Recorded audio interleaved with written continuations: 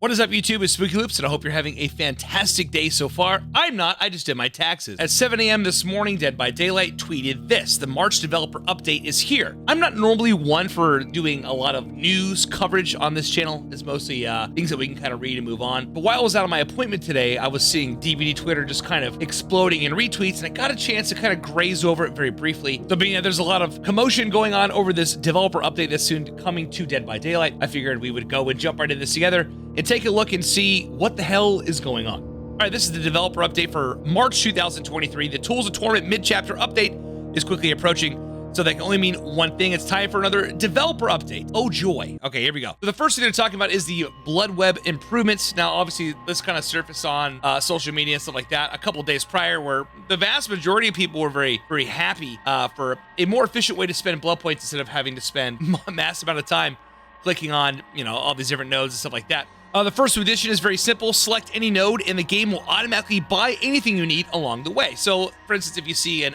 offering or an add-on at the end of the web, the game will automatically source and purchase everything all the way to the top to get to that offering or that node that you want, which is going to obviously help with time, obviously. This allows you to purchase multiple nodes with a single button press and assures that you can get exactly what you want. But here's another thing to talk about here. This is the automatic purchase. If you're looking to level up your character quickly and cheaply and don't care what you get, the new center node in the Bloodweb is perfect for you. Selecting this node will automatically purchase items until the current Bloodweb has been completed. This will prioritize perks, then the cheapest options available. Okay, that's not bad. It's one of the biggest complaints that was going on social media was how much time does it actually save? I think we're kind of missing the point here. Obviously, we can click something and kind of go in autopilot to sort everything for us. We don't have to click the web 30 different times. I'm for that. I think it's pretty neat. To ensure that players familiarize themselves with the contents of the Bloodweb, this button will only appear once a character has been prestiged for the first time. Okay. Trust me, there's more concerning things coming up. Okay, visual terror radius. The terror radius is an integral part of the game, both warning survivors of the approaching killer and activating multiple perks. Okay, blah, blah, blah, blah, blah. So being that when you're playing like Dead by Daylight Mobile, this is one of the first things where they have the heart, the physical heart that's inside the survivor's body. Whether you're playing on low volume or no volume at all, you can at least still get an idea of what's going on if the killer is near you. So that's on Dead by Daylight Mobile. This can make things difficult for our deaf or hard of hearing players, as there's no visual representation of the terror radius strength. Force them to use perks which work in terror radius as an alternative. But we have some good news. A visual terror radius option is here. That's coming to the full release, the full retail game. It's not going to be just exclusive to mobile anymore. And I think that's a great thing. I think that's going to give us a lot of different accessibility options for people of all different needs. It does say when enabled in the accessibility options, a heart will appear in your survivor's chest whenever the killer's terror radius can be heard. Lullabies, so we have Trickster, Onryo, Huntress, will also appear as a haze in the chest. The heart will come more vibrant and beat more intensely the closer the killer comes. Okay. As you can see here, this is some references to what the colorblind options and how that would look like in-game while using the visual heartbeat and the visual terror radius. So, all good things there. Moving on. This update will feature balance updates to the two Autohaven records maps, namely Blood Lodge and Gas Heaven. Blood Lodge can be a bit of a mixed bag depending on how the map generates. There can be plenty of safe pallets near the center or very few, creating either a very safe area or a dead zone. I've been on both sides. This area also has very few line of sight blockers, which can make it difficult for stealth killers to sneak up on survivors. I also agree. Someone that is a ghost face enthusiast and other stealth killers, that's always been a problem with Blood Lodge. Like the whole middle section, you have like all this crap in the back, and you have your shack, and then in the middle is just like this massive open area with nothing there. Usually like small car trash pallets and trash loops there.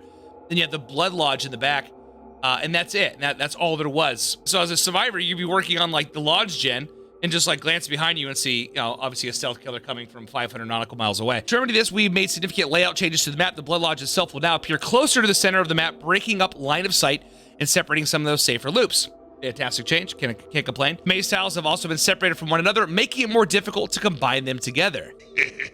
That's also a good change. I think it's pretty healthy. Gas Heaven features unique car piles which stretch several tiles long. So that's one of the biggest things because on Gas Heaven, obviously I think all of us have played it by now. The map itself is rather large, and then you have these massive piles of cars that block off both sections of the corners of the map. These special tiles can get in the way of gameplay, however, making it difficult to traverse the map. Chasing a survivor around these walls of cars can also waste a lot of time if they start the chase with a significant lead. This is very true. Going forward, these car piles will be broken up into smaller single tile chunks. These car piles will also feature potential spawn locations for pallets, helping reduce the potential for dead zones to appear. I'll throw up an image on screen for you here, but there was a little bit of a teaser for it and it showed how the car piles have kind of been split between. Obviously, there probably be, like they mentioned here, there's gonna be a pallet that'll most likely spawn there, making it, you know, a god pallet. But I think it's, you know, I think it's a good change. On to the spicy stuff. Healing is getting nerfed, ladies and gentlemen. There's no better way to avoid being put on a hook than healing your injuries. Even if the killer is relentless and an extra health stake can buy your team more time, having easy access to quick and plentiful heals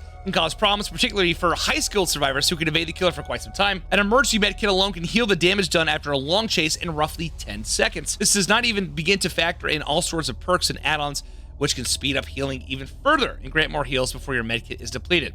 For killers, this means that any chase that doesn't end with a hook, even if they manage to damage a survivor, can be completely undone in a matter of seconds. Keeping survivors injured and switching targets are often wise decisions. And with this in mind, we have a few changes to store for healing to make this more practical. First, healing will now take 24 seconds by default, previously 16. Wow. This will make each hit more impactful, ensuring that survivors need to spend longer to heal their wounds. Okay? Second, we have rebalanced medkits across the board. All medkits will now have 24 charges by default, allowing one heal before they are depleted. The different rarities in medkits are as follows. Okay, so they've scaled all the medkits to essentially the same charge amount, and now default healing is 24 seconds as opposed to 16. That's a pretty big change.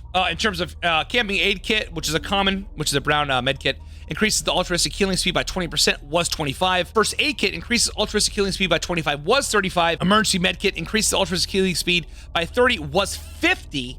So a 20% nerf to the emergency medkits. No longer increases the speed at which you heal yourself, so that buff's completely gone. And then the Ranger medkit, which is the big juicer 9000, the big purple medkit, increases the altruistic healing speed by 35%, was 50, so a nerf. Increases skill check success zones by 10%, was 14. Nerf. Increases great skill check zones by 10%, was 15. Nerf. Lastly, we've done a pass of medkit add-ons, bringing those which were overperforming in line with the rest. Add-ons which add more charges to your medkit have also been reviewed with the new healing time in mind, though it is now impossible for a medkit to fully heal a survivor more than twice in a match. Jeez Louise, lemon squeeze. That is massive. You may think that these nerfs aren't really substantial or anything like that, but I think that in a course of a regular match, you're going to start seeing a lot more survivors, either one, not working on gens because they're healing each other, and two, a lot less resources that they can be using. And staying injured more frequently. So that is massive, absolutely massive. There's more.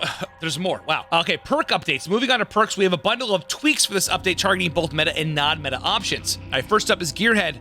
Gearhead currently reveals the aura of the next survivor to hit a great skill check after a survivor loses a health state. The perk is absolute dog ass. It's really bad. The conditions require quite a bit of work and luck on the killer's part to get value out of it. There's so many hoops you have to jump through just to get basic information. Gearhead will now receive a slight rework when a survivor loses a health state. Gearhead activates for 30 seconds. Okay, so you have to injure somebody, and then it only works for 30 seconds after that. While active, any survivor who hits a good skill check will have their aura revealed to the killer for 8 seconds at tier 3. Killers who officially catch survivors will be able to keep Gearhead activated for a good portion of the match. So, okay, so there's no real the only cooldown essentially is your own, right? So, okay, I don't think this is anywhere, I don't think Gearhead is ever going to make its way to the surface of in terms of meta. But does it make a whole lot of sense to injure somebody? Let's say a typical chase, you hit somebody, you wipe your blade, they go forward. You're not gonna, and then let's say someone simultaneously hits a skill check on the other side of the world. Even if they're close by, are you gonna go and break chase from that and go chase that person?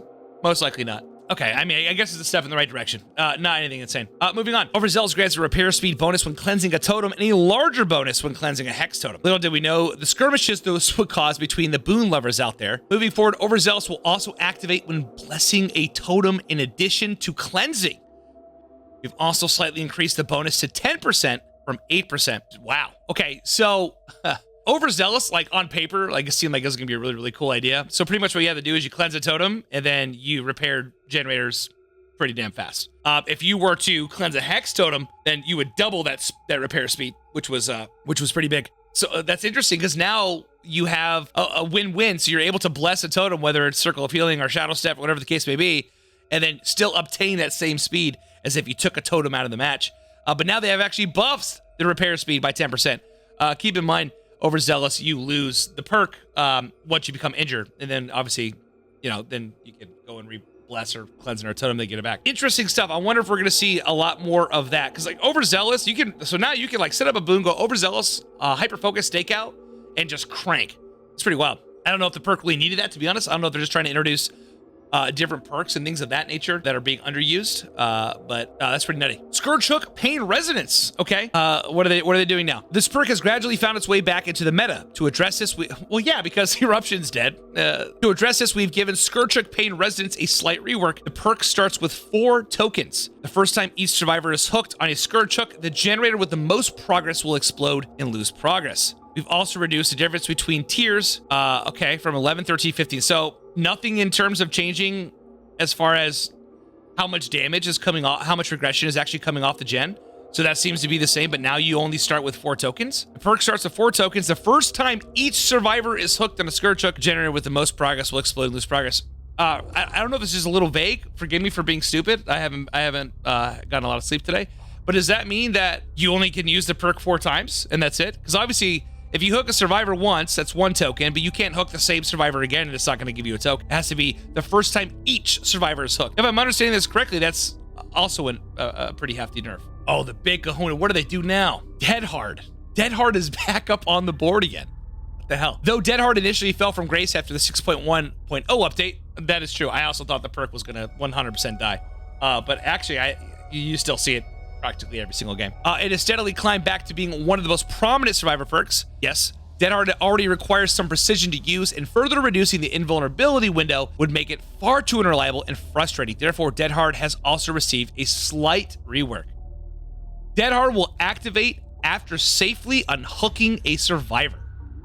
When activated, press the active ability button while injured and running to gain the endurance status effect for 0.5 seconds, then become exhausted. Dead Hard will deactivate when it successfully protects the user from danger.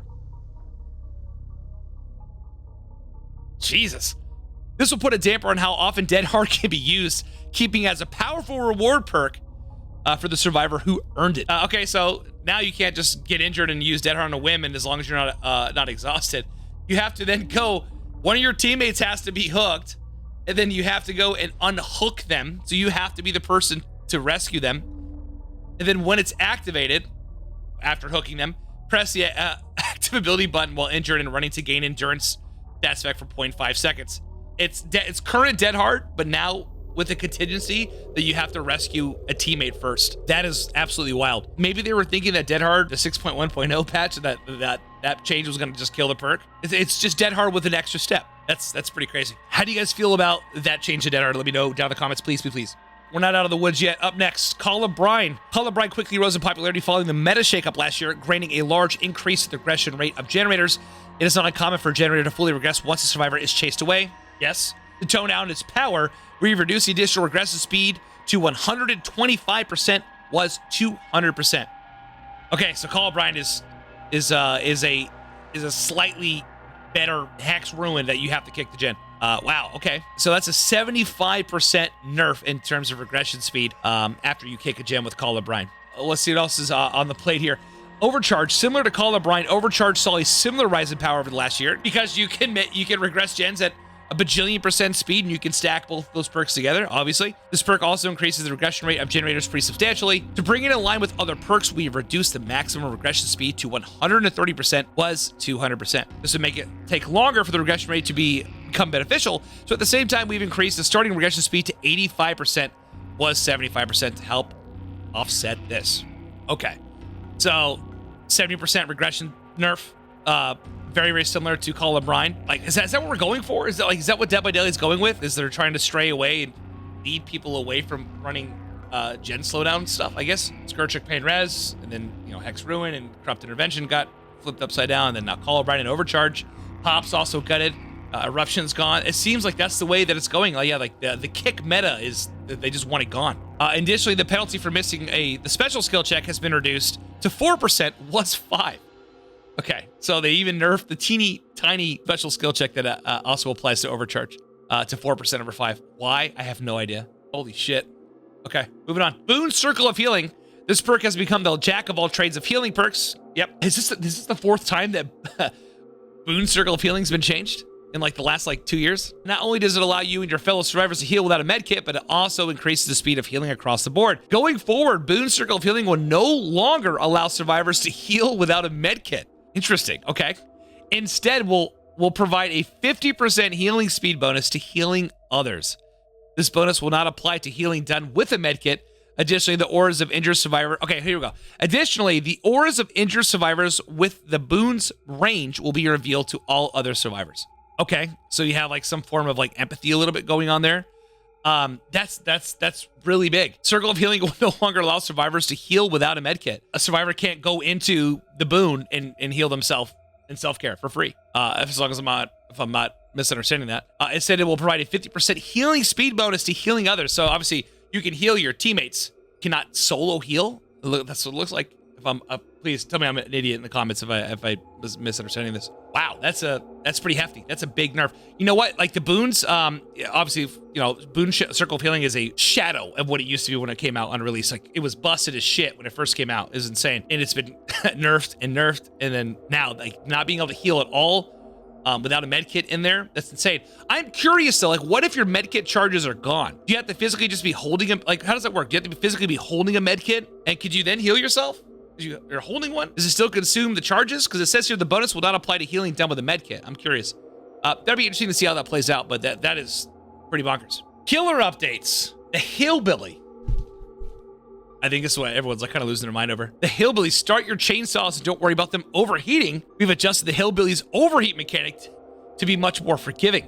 The amount of heat generated from both starting to rev and continuing to rev your chainsaw has been dramatically reduced, making the overheat mechanic almost a non-factor when used in loops and over short distances. Wow, that's fantastic. A lot of Billy enthusiasts out there blame overheat on the reason as to why Billy kind of fell from glory. So this is great. This is before heat will begin to dissipate as soon as the chainsaw sprint ends, meaning most of the heat generated from the short sprint will already be gone by the time your chainsaw is ready for another attack. Okay. The amount of heat generated while chainsaw sprinting, on the other hand, has been increased slightly. Though the changes above will help counteract this, longer sprints will cause your chainsaw to overheat quicker. So be careful not to let it overheat in any empty corner of the map. Little short revs and back revs and things like in revving while you're looping, you're no longer going to have that issue from what they're saying in regards to overheating while you're chasing a survivor in a loop and stuff like that. But it does seem that they are increasing the overheat while you're actually sprinting. Last but not least, we've toned down the Doom Engravings and Death Engravings add-ons. Those are both of his speed add-ons, by the way. These add-ons will provide less movement speed than before and increase heat generation further. Why? I don't understand why. Okay, so we don't have the specifics as what the actual add-ons do in terms of speed. Both add-ons are nerfed, so you're not going to be sprinting as fast while you're chainsawing. While sprinting, so you're going to overheat a lot faster with these add-ons. So I don't understand the nerf. Like why? Like what's the big issue? It doesn't make a whole lot of sense. I can understand if they brought like Instasaw Billy back. I could kind of understand that, but I don't get why that needs to be a thing. That's also insane. Poor Hill William, man. Okay, the pig. Oh, God. The John's Medical File add-on increases the pig's crouch movement speed. This add-on hasn't been performing very well, so we've decided to nerf the pig. Ha ha ha ha ha ha. Increases add-on's movement speed bonus to 10% was 6. Okay, great. The Oni, two of Oni's add-ons, Blackened Toenail and Bloody Sash, allow him to move faster while absorbing blood orbs, losing less ground in the process. These add-ons were performing as well as we like, so we'd given them slight improvements. They will now increase movement speed while absorbing by 0.4 meters per second and 0.7 meters per second, respectively. The Nightmare Sheep Block and Unicorn Block add-ons inflict blindness on survivors who trigger a Dream Snare or Dream Pallet. These add-ons weren't doing so well, so we've increased the duration of the blindness stats effect on each by 30 seconds. Great. The Executioner. The Executioner's Scarlet Egg add-on increases the duration of Killer Instinct inflicted by the Rites of Judgment by 1.5 seconds. This doesn't provide much value since Killer Instinct only updates its position periodically. To make it more meaningful, we are increasing this bonus to 3 seconds. What about all of his other add-ons? Like, who the fuck runs Executioner Scarlet Egg? Who in their right mind runs that? Or anything that's outside of range add-ons? That makes zero sense to me. I don't understand that. Why is it that one? Why is it that one in particular? A lot of the other ones are saying that these add-ons have not been performing well, but they've left it out of the Executioner one. I don't get it. None of them perform well except for range. I just find that comical. Like, why the Scarlet Egg? You ever see that? You're sitting there and you're like, damn, man, I almost had that 4K, but my fucking Scarlet Egg let me down. I didn't know where they were. Moving on, the Clown. Redhead's Pinky Finger add-on can be incredibly powerful, Very true. I believe that it's stronger than Iris and Head. Changed my mind. Allowing the clown to instantly down a survivor after hitting them directly with a bottle. They also become intoxicated too, by the way, so they also get hindered even if you miss the bottle, which makes it insane. We previously toned this add-on down by reducing the maximum number of bottles a clown can hold, but it seems like its downside was not enough to bring it in line with the other ultra rare add-ons. Going forward, this add-on will reduce the maximum held bottles by 3, was 2. I think that's a pretty good change. Originally, you used to only be able to carry 2, and then you can bring another add-on. I can't remember what it's called. I think it's called, like, you know, Clown's Holiday Wiener or whatever it was, where you can carry 2 additional bottles. So that was a cheap way to like be able to carry 4. But now the max you can hold has been reduced by 3. So it's a max of 1. You bring the other add-on, then you can only bring 2 in addition. Okay, that's a change. Please correct me if I'm wrong. I don't play a whole lot of Clown, but. Hey, moving on, bright light interactions removal. Okay, what is this? When Dead by Daylight first released, only 3 killers were in the game. It was unreasonable to bring a toolbox just in case you faced off against a trapper or a flashlight to burn the Wraith when it was a 1 in 3 chance. That makes sense. But as the killer roster grew, the 31 killers, these mechanics have started to feel out of place. The majority of killers do not have any interaction with these survivor items, leading to the ones that do to feel unfairly punished by something beyond their control. In the past, we removed the ability to sabotage the trapper's bear traps to alleviate the issue. In this update, we'll be removing flashlight interactions with various killer powers. The Wraith, we have removed the ability to burn the Wraith out of his cloak. This would also stun him in the process. You can't light burn the Wraith anymore. Good for him, man. Good for Philip. You know, he's always out there getting dunked on by everybody, and then, okay, I'm for that. Sweet. The nurse. Similar to the Wraith, the nurse could also be burned while blinking. I've never seen it done. I've seen it like in a video once. It's very risky and difficult to pull off, but it is also being removed. I bet all those nurse mains are very happy about this change, because for the one time the artist survivors could shine a flashlight at crows to scare them away. This also did come into play very often since crows could easily be shooed away without using flashlight charges. Okay, so you can't burn the crows away with beamers anymore, I guess. The Hag. All right, the Hag is like, other than like the Wraith, like the Hag is like the only like notorious killer that has a direct problem with flashlights. Arguably the most impactful, flashlights. I agree. Flashlights have long been the sole counter to the Hag's phantasm traps. Not only could they reveal the aura of nearby traps, but shining a flashlight at the trap would destroy it. Removing the flashlight effect from the Hag's power is a little trickier, since it would leave the survivors with no option but to set off the trap and risk the Hag teleporting to it. Okay, so how are they gonna do it? To ensure that this doesn't make the Hag too oppressive, we are adding the ability to wipe away a phantasm trap. In order to do so, the survivor will need to spot the trap, crouch over it to avoid setting it off, and then perform a several second long action to clear it. While this will allow all survivors to clear traps, it will now be much more difficult and time-consuming to do so. Additionally, this prevents a survivor with a flashlight from destroying the Hag's trap mid-chase. That's good. I'm all for that kind of stuff like that. I think that's also gonna shake up some gameplay a little bit too. I mean, you don't really see that many Hags that often, to be honest. But there have been times where I've set up a couple of my traps, and like, you play Trapper, you play Hag, any of those kind of killers like that. Like, one of like the worst feelings in the world is like setting up a trap just to hear it just get blasted by a survivor, like continually following you around, see what you're doing, and destroying your power, which sucks. This is going to be really, really interesting. I wonder how long it's going to take to wipe away what. I don't think it's going to be too long. Okay, let's see what else is next. The Deep Rift and Beyond. All right, I'm not going to read this part. I don't really do the rifts. Do the rifts if you want to do this. That's fine. Weird things are coming. The Dead Horde change is absolutely insane. On one hand, they have Overzealous, which is a direct buff in increasing generator repair speeds with Overzealous, and now getting the benefit up for that perk by booning another totem. So you have an angle that increases generator repair speed. Then you have on here 3 killer perks, which are gen defense stuff that are completely nerfed. Right, they're going in the opposite direction. But maybe that's the way of the game. Maybe that's the way behavior's trying to take the game in terms of making it more chase oriented, which I'm always down for. You know, some good, some bad, some questionable. It does say that this Tools of Torment mid-chapter update will open next week, so you can test it out in the PTB. Unfortunately, PTBs are exclusive to Steam only. If you're looking to read more about this article and you'd like to read it again, I will leave it down in the description so you can take a look at all that stuff. And let me know. Let me know what you guys think about what is happening. That's about it. I'm gonna go to take a nap now. Make sure to subscribe to the channel. We're almost at 500,000 subs. Watch that other video too. Bye.